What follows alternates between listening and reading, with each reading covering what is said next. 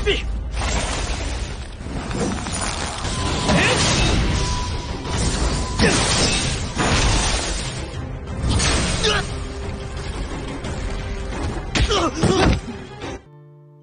semuanya, apa kabar kalian semua?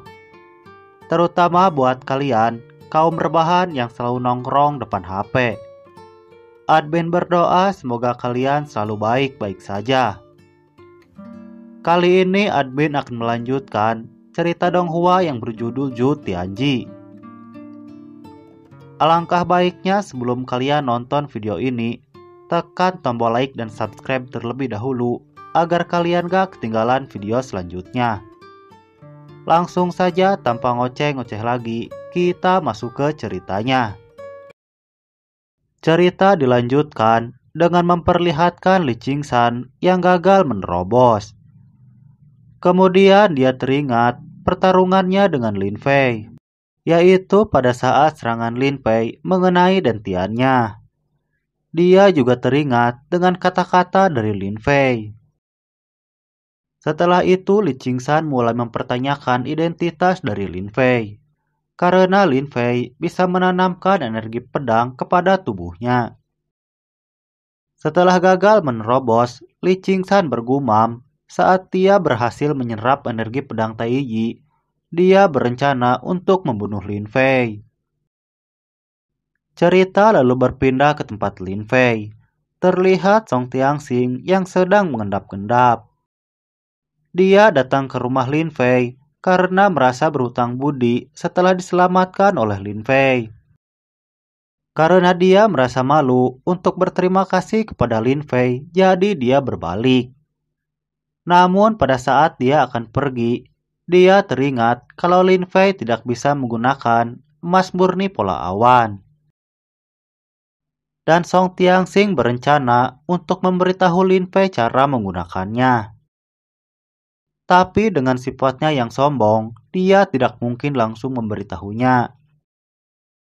Jadi dia berlatih dan merangkai kata-kata yang akan dia gunakan kepada Lin Fei, sehingga terlihat seperti orang bodoh. Akan tetapi pada saat yang sama, Lin Fei membuka pintunya dari dalam, sehingga membuat Song Tianxing menjadi kaget. Dan kembali dia terlihat seperti orang bodoh. 你怎么在这儿？我住这儿，倒是你。 Karena Song Tianxing sudah terlanjur malu, jadi dia mengatakan kalau pamannya baru saja mendapatkan tungku angin heksagram.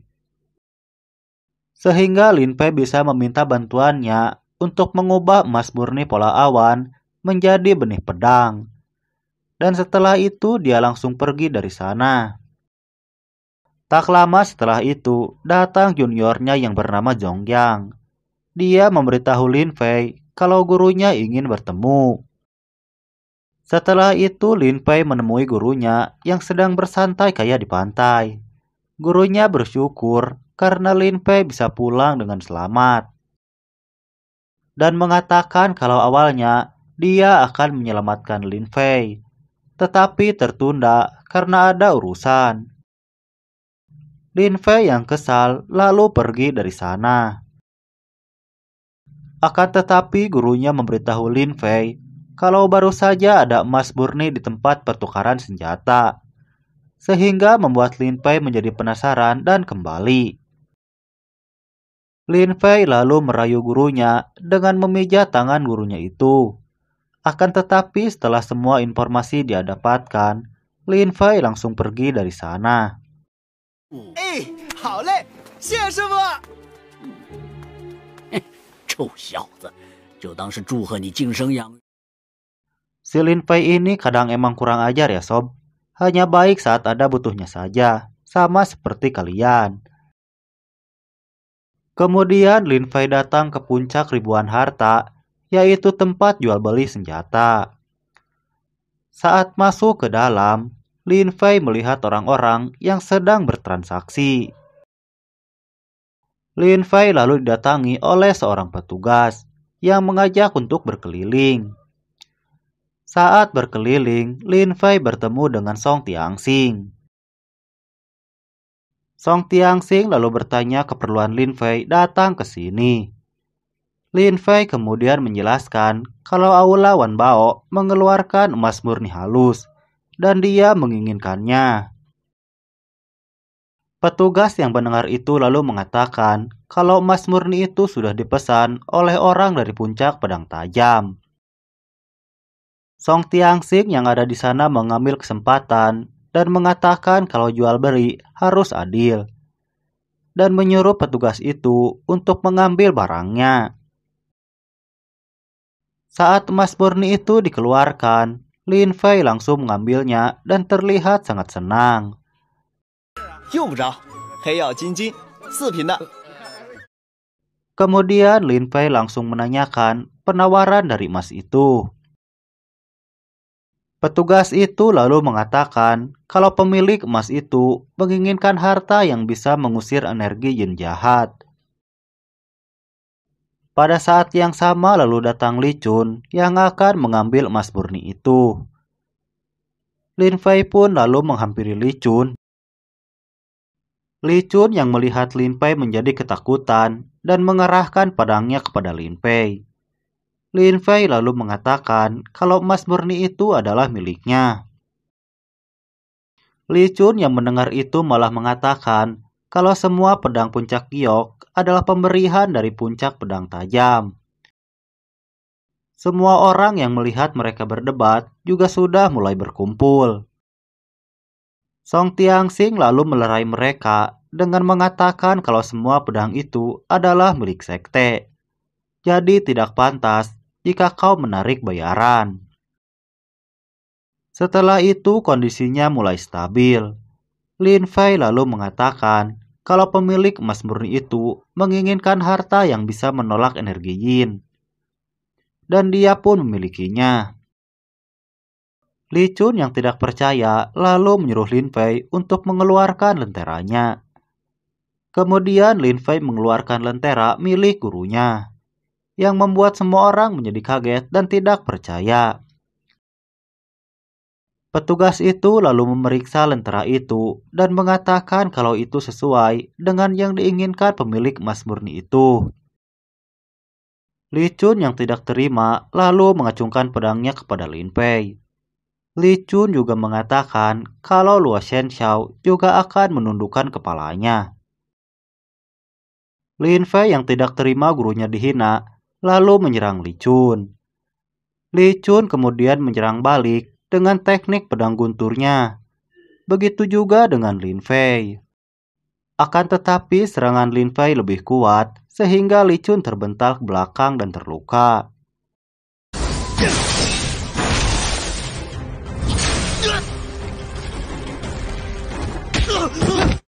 Setelah itu datang tetua puncak ribuan harta yang bernama Kong Fang. Lin Fei yang melihatnya datang langsung memperkenalkan diri dan meminta maaf. Kong Fang juga menyambut Lin Fei dengan hangat sehingga membuat Song Tianxing menjadi kaget dan kebingungan. Kemudian Lin Fei dan Song Tianxing pamit untuk pergi. Baru beberapa langkah dia berjalan, Lin Fei kembali dan menghampiri petugas tadi.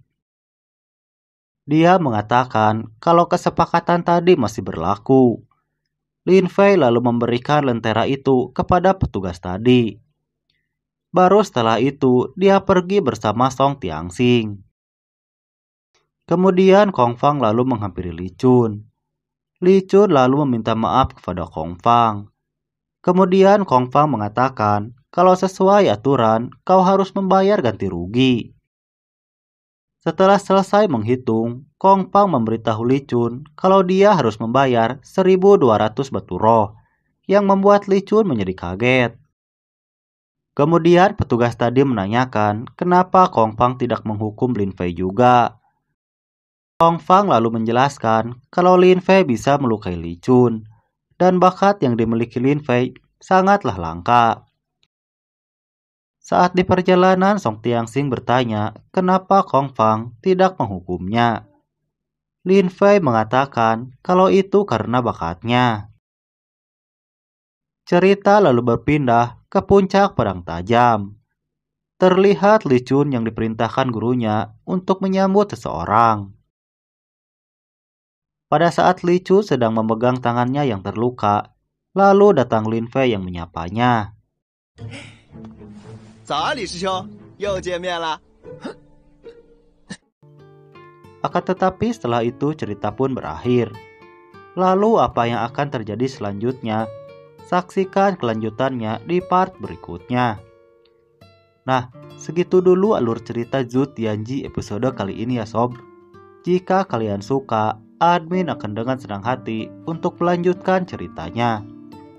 Jangan lupa tinggalkan bacotan kalian di kolom komentar agar channel ini bisa terus berkembang, dan sampai jumpa di video selanjutnya.